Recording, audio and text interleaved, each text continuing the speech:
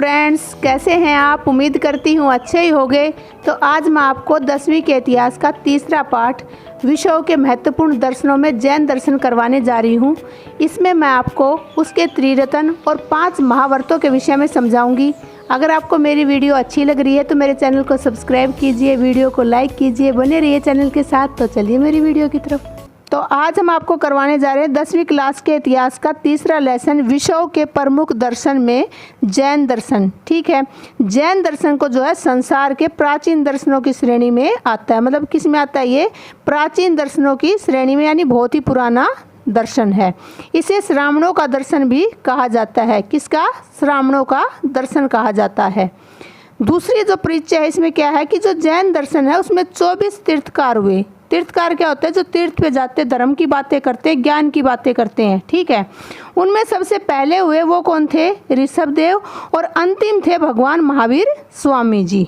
ठीक है, ये क्वेश्चन भी आ सकता है एग्जाम में। पहले और अंतिम कौन थे? ऋषभदेव के द्वारा ही सबसे पहले जैन दर्शन का प्रादुर्भाव हुआ। सबसे पहले किसने शुरू किया जैन दर्शन को? ऋषभदेव जी ने शुरू किया। इन्हें ही जैन दर्शन का संस्थापक और प्रवर्तक माना जाता है। सबसे पहले इन्होंने शुरू किया, तो संस्थापक कौन होगा? ऋषभदेव जी होंगे। और प्रवर्तक कौन होंगे? ऋषभदेव जी होंगे। ठीक है, तो ये जैन दर्शन के संस्थापक थे और प्रवर्तक थे। अब हम पढ़ते हैं महावीर स्वामी जी के बारे में। यह 24वें तीर्थकर थे और 6ठी शताब्दी में इन्होंने क्या किया था? जो ऋषभदेव जी हैं उनकी विचारधारा को दोहराया था, उसकी पुनरावृत्ति की थी। अगला क्या है कि इनका जन्म 599 ईसा पूर्व वैशाली गणतंत्र के कुंडग्राम में हुआ था। कहाँ हुआ था? बिहार के कुंडग्राम गांव में। गणतंत्र कौन सा? जो हम राज्य बोलते हैं ना, वहाँ पे क्या बोलते हैं? गणतंत्र बोलते हैं। तो वहाँ पे वैशाली गणतंत्र के कुंडग्राम में हुआ था। महावीर का बचपन का नाम वर्धमान था और बचपन में वो बहुत वीर स्वभाव के थे, इसलिए इनका नाम महावीर पड़ा। बचपन का नाम क्या था? वर्धमान।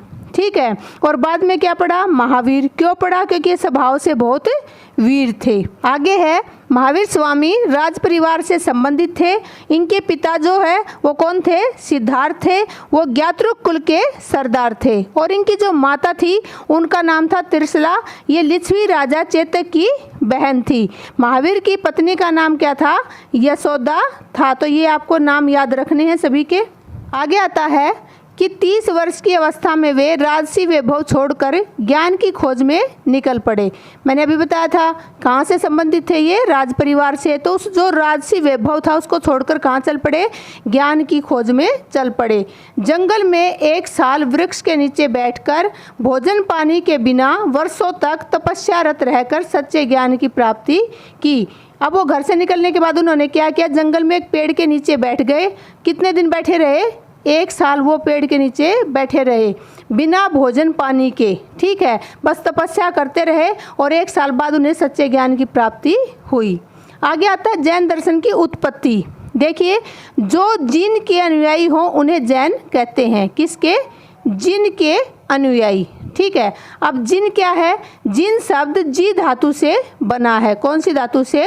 जी धातु से बना है, जिसका अर्थ है जीतना। ठीक है, यानी इंद्रियों को जीतने वाले क्या हैं? जैन हैं। अब पढ़ लेते हैं जैन दर्शन के त्रिरत्न। इस धर्म का उद्देश्य मोक्ष प्राप्ति है। मैं छोटी सी संक्षेप में है ये बात कि इसका उद्देश्य क्या है? बस मोक्ष प्राप्ति इसका मुख्य उद्देश्य है इस धर्म को अपनाने का। संसार की मोह माया व इंद्रियों पर विजय प्राप्त कर मोक्ष प्राप्त करना है। अब मोक्ष ऐसे ही तो प्राप्त नहीं हो जाएगा, उसमें हमें क्या करना पड़ेगा? संसार की संपूर्ण मोह माया छोड़नी पड़ेगी और अपनी इंद्रियों पर, अपने मन पर क्या करना पड़ेगा? वश में उसको करना पड़ेगा, तब हमें मोक्ष की प्राप्ति होगी। मोक्ष प्राप्ति के लिए महावीर स्वामी ने 3 उपाय बताए हैं। कौन कौन से? अब मैं आगे बताऊंगी आपको। इन 3 उपायों को क्या कहते हैं? त्रिरत्न कहते हैं। ठीक है, त्रिरत्नों में सबसे पहले आता है सम्यक दर्शन। सत्य तथा तीर्थकरों में पूरी आस्था व विश्वास रखना। मतलब एक तो इसमें क्या है कि सत्य बोलना है, और जो तीर्थकर है इनके, जो पहले जितने भी तीर्थकर हैं उनमें पूरी आस्था रखना और भरोसा बनाए रखना। ठीक है, दूसरा रत्न है सम्यक ज्ञान। सम्यक ज्ञान का अर्थ है संदेह रहित वास्तविक ज्ञान। मतलब कोई भी संदेह ना हो ऐसा ज्ञान। इसमें क्या है? जो व्यक्ति मोक्ष प्राप्त करना चाहते हैं वो सच्चे व पूर्ण ज्ञान की प्राप्ति के लिए सभी मनुष्यों को तीर्थकरों के उपदेशों का अध्ययन एवं अनुसरण करना चाहिए। जितने भी तीर्थकर हैं उनके उपदेशों का उनको अध्ययन करना चाहिए और उनका अनुसरण करना चाहिए, मतलब दिल से उन्हें अपनाना चाहिए। तीसरा रत्न है सम्यक आचरण। मनुष्य अपनी इंद्रियों को वश में करके ही सत्य ज्ञान को प्राप्त कर सकता है। इनके अनुसार क्या है कि जब तक मोक्ष की प्राप्ति नहीं होगी, जब तक ज्ञान प्राप्त नहीं होगा, जब तक मनुष्य अपनी इंद्रियों को वश में नहीं कर लेता। अतः इंद्रियों पर संयम करके सुख दुख में समभाव रखना ही सम्यक चरित्र है। कुल मिला के इसका क्या अर्थ है कि जो व्यक्ति मोक्ष प्राप्त करना चाहता है वो अपनी इंद्रियों पर काबू करके अपने सुख और दुख में समान भाव रखना ही सम्यक चरित्र कहलाता है। ठीक है, मतलब उसे ये नहीं कि सुख हो गया तो ज़्यादा खुश हो गया, दुख हो गया तो भी ज़्यादा दुखी होगा, उसे समभाव यानी समान भावना से दोनों को साथ रखना है। ये थे त्रिरत्न। अब आगे बताते हैं कि इन त्रिरत्नों को प्राप्त करने के लिए जैन धर्म में जो 5 महाव्रत बताए हैं वो कौन कौन से हैं। देखिए, जैन धर्म के 5 महाव्रत।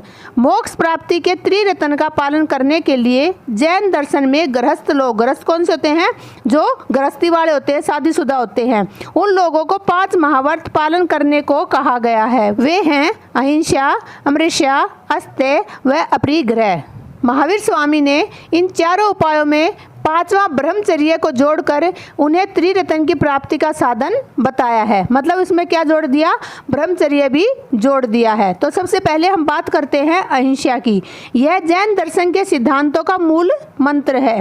मन, कर्म, वचन से किसी के प्रति हिंसा की भावना न रखना वास्तविक अहिंसा है। मतलब यही नहीं कि मार काट ही जो है वही हिंसा है, नहीं, ये साथ साथ ये भी कहता है कि मन और कर्म और वचन से अगर हम किसी के प्रति बुरी भावना रखते हैं ना तो वो भी हिंसा है। तो इसलिए कहता है कि किसी के प्रति जो है किसी प्रकार के बुरे भाव नहीं रखने हैं। तो अगला है अमृष्या।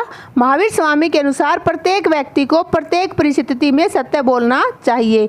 भयभीत होकर या हंसी मजाक में भी यह सत्य ना बोले। इसमें ये कहना चाहते हैं कि कैसी भी सिचुएशन आ जाए हमें हमेशा सत्य बोलना है, डरकर भी और हंसी मजाक में भी हमें झूठ नहीं बोलना है। तीसरा है अस्तेय। अस्तेय का अर्थ क्या होता है, चोरी ना करना, अर्थात बिना अनुमति के किसी दूसरे व्यक्ति की कोई वस्तु नहीं लेनी चाहिए और ना ही उसकी इच्छा करनी चाहिए। मतलब अगर हमारा अधिकार नहीं है तो हमें जो है दूसरे व्यक्ति की अनुमति के बिना ना तो उसकी चीज को लेना है और ना ही उसकी इच्छा करनी है। अगला है अपरिग्रह। मतलब आवश्यकता से अधिक वस्तुओं का संग्रह न करना अपरिग्रह कहलाता है। मतलब जितनी हमें आवश्यकता है उतनी ही हमें वस्तुएं रखनी है अपने पास, इससे ज्यादा नहीं रखनी है। उसके बाद आता है ब्रह्मचर्य। मोह वासना से दूर रहकर ज्ञान व शक्ति प्राप्त करना तथा इंद्रियों पर संयम रखना ब्रह्मचर्य कहलाता है। क्या कहलाता है, एक तो जो है मोह वासना से दूर रहना है और दूसरा अपनी इंद्रियों पर संयम बनाए रखना है, तभी हमें ज्ञान और शक्ति प्राप्त हो सकती है। इसे ही ब्रह्मचर्य कहा जाता है। अब हम पढ़ते हैं दिगंबर व श्वेतांबर। क्या है कि महावीर स्वामी 527 ईसा पूर्व में बिहार के पावापुरी नामक स्थान पर निर्वाण को प्राप्त हुए थे। मतलब क्या है कि 527 ईसा पूर्व में उन्हें जो है मोक्ष की प्राप्ति हो गई थी। कहाँ पर, बिहार के पावापुरी में। उसके बाद जैन परंपरा 2 भागों में विभक्त हो गई। मतलब जो जैन परंपरा थी वो 2 भागों में बट गई। कब, जब जो है महावीर स्वामी जी को मोक्ष की प्राप्ति हो गई थी उसके बाद। उनमें से एक वर्ग जो बना वो दिगंबर कहलाया और दूसरा वर्ग बना वो श्वेतांबर कहलाया। जो दिगंबर साधु थे वो 10 दिशाओं को वस्त्र मानते थे। उनका क्या कहना था कि प्रकृति ने जो है 10 दिशाओं से हमें ढका हुआ है तो हमें वस्त्रों की आवश्यकता नहीं है, जबकि महिलाएं वस्त्र पहनती थी। जबकि श्वेतांबर श्वेत वस्त्र पहनते हैं। जो दूसरा वर्ग है श्वेतांबर वो क्या पहनते हैं, वो श्वेत वस्त्र यानी सफ़ेद कपड़े से अपने तन को ढकते हैं। आगे आता है महावीर स्वामी द्वारा कहे गए सिद्धांत इस युग के लिए भी सर्वथा प्रासंगिक है। मतलब क्या है कि उस समय भगवान महावीर स्वामी ने जो भी कथन कहे थे, जो भी सिद्धांत बनाए थे वो आज के युग में भी लागू होते हैं और मान्य हैं।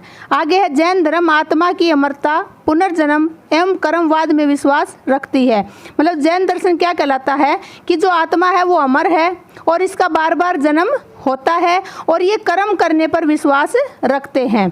अगला है जैन दर्शन जातिवाद, छुआछूत और आडंबरवाद का विरोध करते हैं। किसका, जातिवाद का, छुआछूत का और आडंबरवाद का विरोध करते हैं और वो क्या है कि नारी सम्मान का समर्थन करते हैं कि नारी का सम्मान होना चाहिए। ठीक है, आगे है जैन दर्शन का दार्शनिक चिंतन मूलतः आत्म कल्याण की ओर प्रवृत्त होने की प्रेरणा देता है।